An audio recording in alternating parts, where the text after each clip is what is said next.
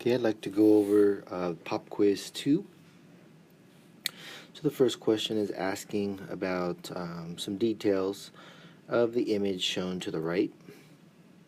So let's look at it in depth. T1, the transition from the highest potential energy state down to the next most stable. Well, T3 is a transition, a emission of photon, starting from the highest potential energy state and going to the lowest. The change in energy between the highest potential energy state and the lowest, which is what T3 represents, is going to be a much greater energy difference than T1. Keeping in mind that the photon from T1 is going to be proportional. The energy of that photon is exactly equal to the difference in potential energy states. So we would expect the energy of the photon of T3 to have the greatest energy, and T1 to have the lowest. We'd also expect T4 and T5, which are absorptions, that T4 would be exactly T3 and T5 would be exactly T1, but it would be the necessary photon to make the transition. So we saw that, well, T1, T4 is incorrect. T1 has the lowest. T1, 2, and 3 are both emissions, and T4, 5 are absorptions. All right, in this question, it's a calculation. Here we have a frequency of T3 has been measured to be 2.5 times 10 to the 8 hertz, or seconds to the -1. Now we just ask you about some of the other transitions. So T3 has the highest frequency, is going to have the highest frequency photon, then T2, then T1. Right, it's directly proportional energy, and it's inversely proportional to wavelength. The absorptions will be exactly, T4 is going to be exactly T3. So T1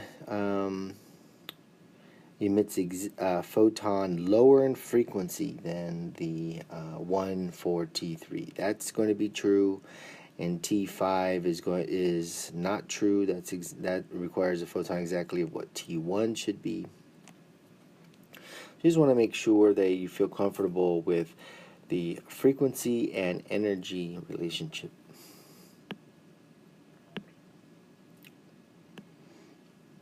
This question, we're asking you about the kinetic energy and potential energy of a transition going from n equals 1, which has low potential energy but high kinetic energy given the small radius or the orbit, the localization of the electron around the proton at n equals 1. We have high kinetic energy. N equals 3, the electron is delocalized. It's farther away from n equals 1. We'd expect the kinetic energy to go down with that, and the potential energy to increase as the electron gets farther away from the proton. Keep in mind that these energy levels are negative, so that as you increase n, you increase potential energy as you approach the value 0, which would be ionization. So the larger kinetic energy when the electron is localized in n equals 1, lower kinetic energy when it is delocalized across a larger volume of n equals 3. So we would pick B. This is a calculation. Here you have wavelength at 635 nanometers, and we want to know how much energy per mole are in these photons. This is a formula you'll be given on the exam, and you just want to make sure you feel comfortable with it, that the energy of the photon is equal to Planck's constant times the frequency, or Planck's constant times the speed of light divided by lambda, depending on what information you're given. Lambda at 635 nanometers. So we put in the numerator here, 3 times 10 to the 8 meters per second. We must be in meters to use this formula because the speed of light's in meters.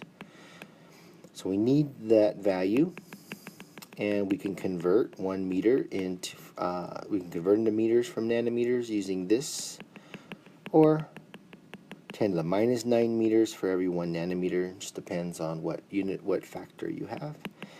And we get 635 times 10 to the minus 9 meters. In the exam, you wouldn't have to show this calculation. If you just put 635 times 10 to the minus 9 meters in the denominator here, everything would be fine. Plug that in, and so the energy for one photon is going to be 3 times 10 to the minus 19 joules per photon. But they're asking us for a mole. So we have to take our number per photon and multiply by Avogadro's number of photons. And we get 188,000, which we can then convert into kilojoules.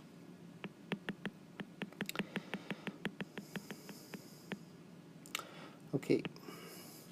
The last question was about ranking wavelength and energy, so you want to make sure you feel comfortable with the general scale. Here, microwaves are the lowest energy, then infrared, then visible, and UV. Wavelength would be the opposite. Given that microwaves have the lowest energy, they would have the highest wavelengths. Okay, so just keep in mind from Unit 2, Module 1, we have our fundamental model that there are potential energy states, and electrons can be promoted in the visible ultraviolet. You want to make sure you can construct arguments on kinetic energy and potential energy for those states. Here we also had another model for infrared. This was for vibrations. Each of these models have the same fundamental excitation mode, which is that energy, such as photons, can come in and promote an electron up to a higher potential energy state through absorption. Based on those characteristic absorptions, or emission for the purposes of electrons, but absorption for the purpose of infrared, give us valuable information into the structure of atoms and molecules. The exact energy of photon necessary is the difference in energy between those two states. That's h nu, where nu is the frequency, or hc divided by lambda, the wavelength. Keep in mind these fundamental models, and you should, for this portion of the exam, you should feel comfortable that you would be able to answer the questions regarding these particular concepts. Good luck.